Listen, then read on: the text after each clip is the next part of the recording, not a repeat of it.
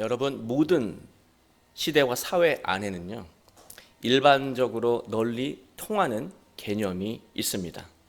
이것을 통념이라고 말합니다. 통념이라고 하는 것은 자연의 법칙이나 과학적인 사실이 아닙니다. 오랜 세월 사람들이 학습하고 상호작용을 하면서 자연스럽게 만들어진 공통된 인식이며 보이지 않는 질서라고 할 수 있습니다. 그래서 사람들은 자연스럽게 통념에 따라 살아가게 됩니다.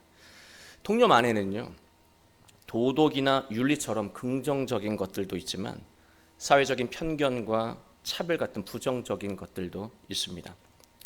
예를 들어서 우리는 사람을 계층으로 나누면 안 된다고 누구나 다 말하지 않습니까? 그러나 실상 속으로는 계층을 나누고 있고 본인은 상류층에 들어가고 싶어 한다는 거예요. 요즘 아이들은 친구들이 사는 아파트를 보고 친구의 삶의 척도를 잽니다. 이게 누가 가르쳐준 통념입니까? 어른들이 만들어 놓은 잘못된 통념에 의해 아이들이 영향을 받고 있는 것입니다. 이러한 통념에 영향을 받은 아이들이 건강한 사고를 가진 그런 훌륭한 성인으로 성장하기는 상당히 어려운 것이죠. 그러나 여러분, 긍정적인 통념도요, 완전한 것은 아닙니다. 진짜 악한 것은요, 겉모양이 도덕적이고 윤리적인 모습을 하고 있기 때문입니다. 또 우리가 사회적인 통념에 영향을 받으면 우리는 이런 생각을 할 수 있습니다. 지금 내 능력과 형편으로는 절대로 이 일을 할 수 없어. 단정해 버린다는 것이죠. 사회적인 통념에 지배당하면 끝끝내 잠재력을 꽃피우지 못할 수도 있다는 것입니다. 여러분, 우리의 신앙도요, 사회적인 통념에 영향을 받을 수 있습니다. 사도행전 12장을 보시면 베드로가 감옥에 갇힙니다. 교인들은 베드로가 감옥에서 나올 수 있도록 기도합니다. 베드로는 천사의 도움으로 감옥에서 나와 교인들이 기도하고 있는 처소로 달려갔습니다. 베드로가 문을 두드리자 로데라는 여자아이가 문을 열어주러 왔다가 베드로인 줄 알고 너무 기쁜 나머지 문을 열어주는 것을 잠시 잊고 그 기쁜 소식을 기도하고 있는 교인들에게 전했습니다. 베드로 사도가 돌아왔습니다. 그때 어른들의 반응이 놀랍습니다. 로데야, 네가 미쳤구나. 지금까지 베드로를 구해달라고 기도했으면서 막상 하나님이 베드로를 구원해 주시니까 믿지 않고 있습니다. 기도하면서 기도의 능력을 믿지 않고 있는 것이죠. 습관적으로 기도하는 우리의 모습 아닌가 하는 생각도 듭니다. 또 우리는요, 말씀으로 각성하고 변화하는 노력을 하지 않아도 하나님이 어떻게 해주시지 않겠어? 라고 하는 잘못된 통념을 갖고 있습니다. 하나님이 복을 주고 싶으셔도요, 내가 말씀으로 변화되지 않으면 내 삶에는 아무런 능력도 변화도 일어나지 않는다는 거예요. 신앙이 통념으로 오염되어 버리면 신앙의 능력은 소멸되어 버립니다. 여러분, 사람이 모인 곳은 어디든 통념이 존재하고 사람은 통념에 영향을 받을 수밖에 없습니다. 오늘 본문 말씀은 세상 통념에 지배당한 사람과 가정과 교회가 바로 바다 위에 떠 있는 난파선처럼 위태로운 상태임을 말하고 있습니다. 또 오늘 말씀은 기적 이야기잖아요. 바로 우리 모두 오늘 말씀을 통해서 세상 통념을 뛰어넘는 기적의 일들을 인생과 가정과 교회에서 이루어 가시길 주님의 이름으로 축원합니다. 마가복음 4장 전체를 보면은요, 예수님은 바닷가에서 제자들과 사람들을 모아놓고요, 하나님 나라에 대해 여러 비유의 말씀을 하십니다. 바로 복음을 전하신 것이죠. 오늘 말씀은 이야기 구조로 이렇게 되어 있지만 중요한 상징적인 의미를 담고 있습니다. 마가는 예수님이 말씀하신 복음을 전하며 살아갈 때 앞으로 세상에서 겪게 되는 일을 바로 이 이야기 구조로 상징화한 것입니다. 35절 말씀을 보시면 예수님은 날이 저물자 제자들에게 우리가 저편으로 건너가자 말씀하셨습니다. 유대인들의 시간법으로 보면은요, 해가 뜰 때 새날이 시작되는 것이 아니라 해가 질 때 그 다음 날이 시작됩니다. 저는 여기서 중요한 또 상징을 느끼게 됩니다. 사람은 자신의 삶이 밝다고 여기면 새로운 길을 모색하지 않습니다. 너무나 밝으니까요. 삶의 어두움을 느낄 때 비로소 새로운 길을 찾게 된다는 것입니다. 지금 삶이 예측할 수 없을 정도로 어두움으로 가득하다면 예수님과 함께 하십시오. 새로운 날이 시작될 것입니다. 예수님이 가자고 하신 저편은 어디일까요? 바로 5장 1절에 나옵니다. 거라사 지역이었습니다. 거라사 지역은요, 이방인들이 사는 이방 땅이었습니다. 예수님은 복음을 받아들인 제자들에게 너희가 이 복음을 이제 이방 땅 거라사 지역에 전해야 할 것을 명령하신 거예요. 하나님을 모르는 이방인들에게 복음을 전하는 것은 너무나 어려운 일입니다. 어느 정도 교회를 왔다 갔다 했던 가족에게 복음을 전하고 복음으로 살게 하는 것도 어려운데요, 하나님의 말씀과 하나님을 전혀 모르는 사람들에게 복음으로 살자고 말씀을 전해야 한다는 것은 아마 생각만 해도 어려운 일이었을 것입니다. 제자들의 배는 목적지에 도착하기도 전에 위기를 만났습니다. 37절 말씀을 보실까요? 큰 광풍이 일어나며 물이 배에 부리쳐 들어와 배에 가득하게 되었더라.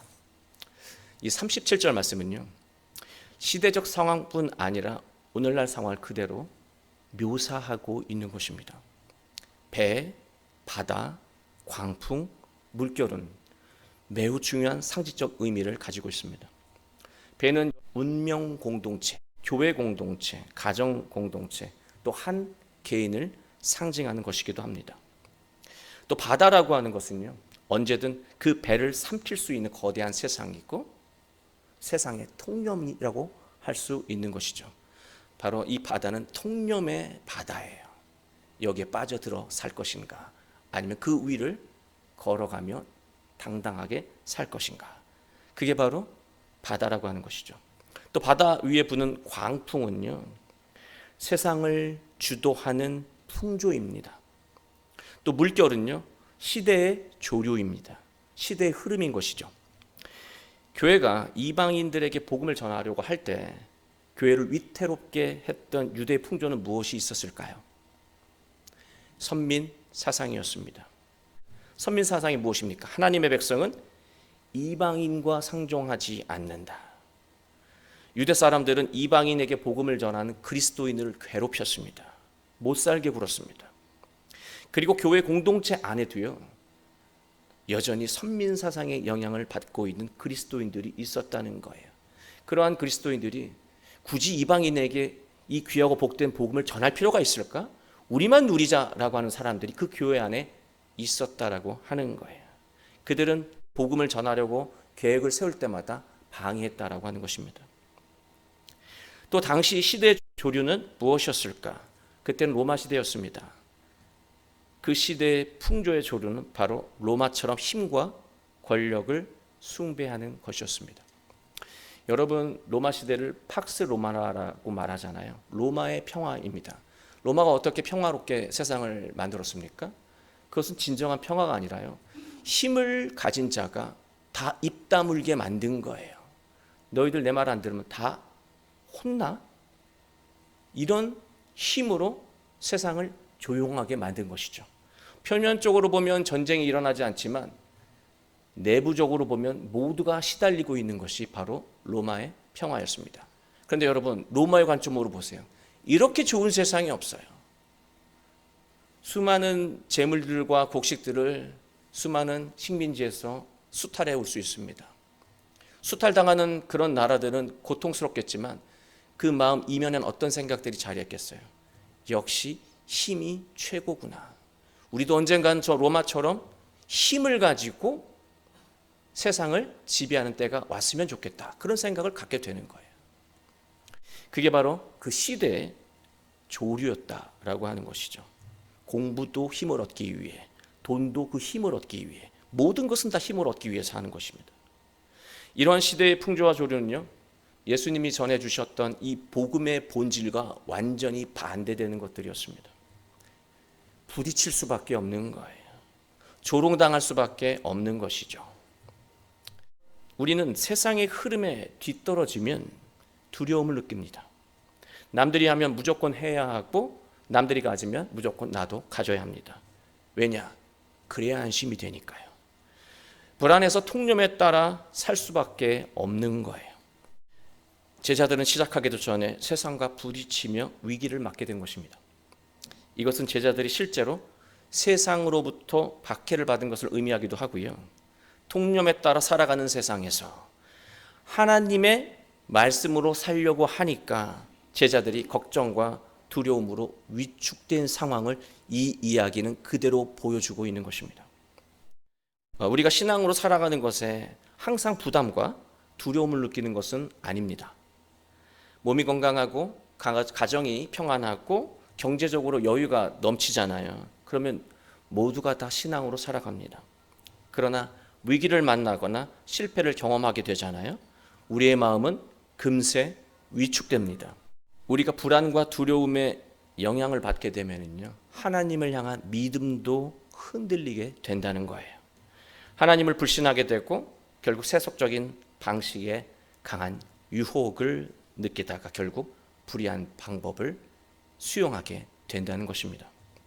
37절을 보시면 물결이 배에 가득하게 되었습니다. 오늘 이 이야기는요, 예수님이 돌아가신 다음에 초대교회 마가가 예수님을 기억하며 쓴 글이에요. 예수님에 관한 그때의 기억도 있지만 자신이 살아가고 있는 현실도 이 이야기 안에 담겨 있는 것이 마가복음이에요. 배에 세상의 물결들이 막 몰아쳐요. 이것은 바로 교회가 세상의 통로물을 따르는 사람들로 가득해진 것을 의미합니다. 또 제자들도, 사도들도 세상 논리에 강한 영향을 느끼고 있는 것을 또 상징하는 것이기도 합니다. 세상의 바람과 물결이 두려워서 세상의 통념을 그대로 받아들이게 된 거예요. 그러나 살 길이 열린 것이 아니라 오히려 배가 침몰할 위기에 놓인 것입니다. 이것은 유대의 통념과 세상의 통념으로 교회 공동체를 이끌어갔던 초대교회가 위기를 맞게 된 것을 상징하는 것이기도 하고요. 또 오늘날 예수님의 말씀이 아니라 통념에 따라 살아가는 기독교인에게 보내는 경고의 메시지이기도 하다라고 하는 거예요. 38절을 보시면 우리는 쉽게 이해하지 못하는 내용이 나옵니다. 38절, 예수께서는 고물에서 베개를 베고 주무시더니 제자들이 깨우며 이르되 선생님이여 우리가 죽게 된 것을 돌보지 아니하시나이까 하니. 예수님은 어떻게 이렇게 절체절명의 순간 속에서 곤히 주무실 수 있었을까요? 오늘 우리가 교독한 시편 127편을 보면요, 이런 말이 기록되어 있습니다. 하나님은 사랑하는 사람에게 잠을 주신다. 하나님이 얼마나 예수님을 사랑하셨기에 이러한 상황에서 주무셨을까? 예수님은 믿음이 있으셨기 때문에 편히 주무실 수 있었다고 해석하는 주석가도 있습니다. 그러나 그 의미보다 더 중요한 상징을 우리가 읽어내야 합니다. 배라고 하는 것이 운명 공동체, 교회 공동체, 가정 공동체 한 개인이라고 말씀을 드렸잖아요. 예수님이 주무시고 계신 곳이 어디입니까? 고물입니다. 배 뒷부분입니다. 예수님은 교회의 머리이시고 내 인생과 가정의 주인이십니다.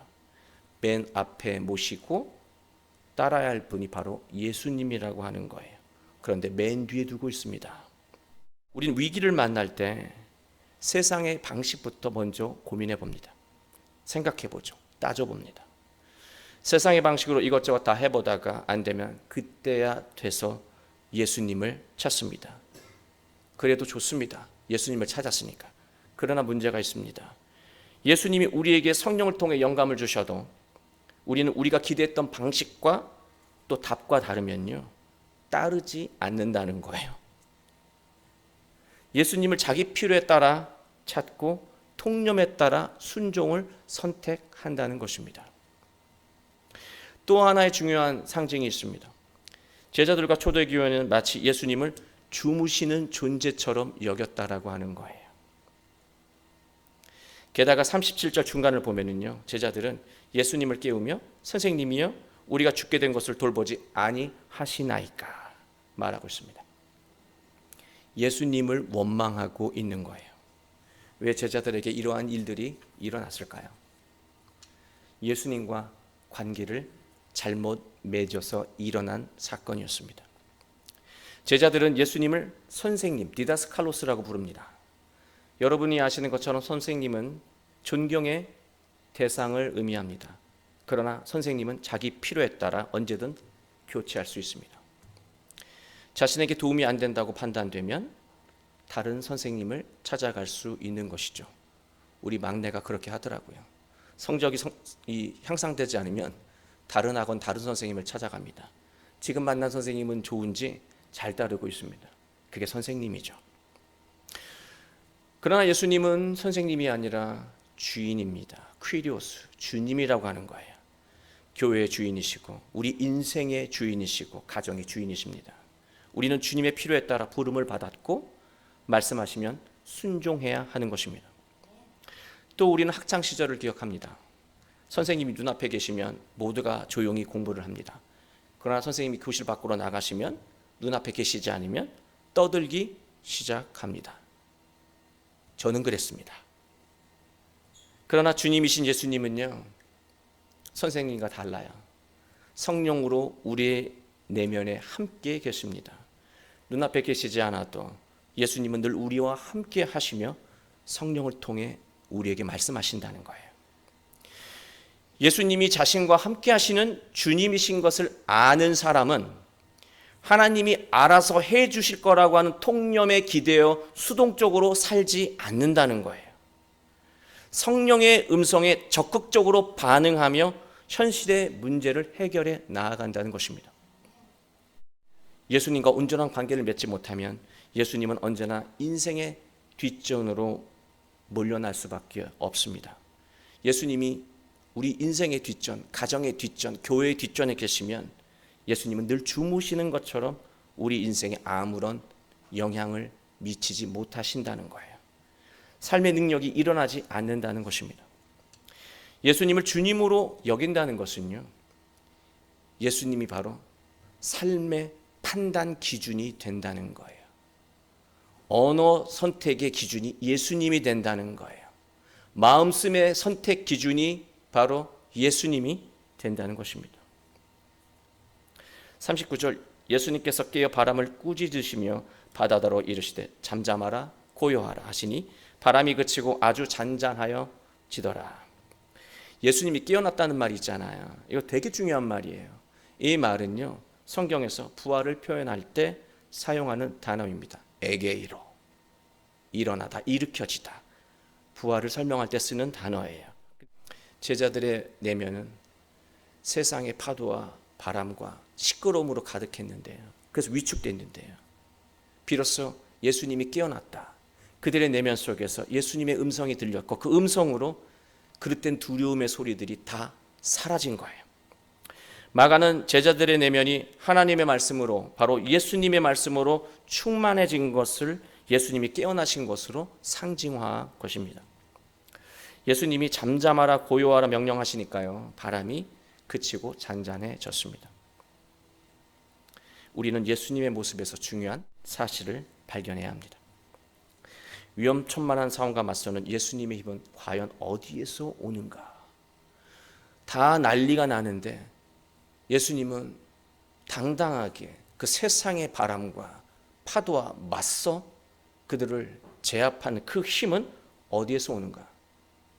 바로 하나님입니다.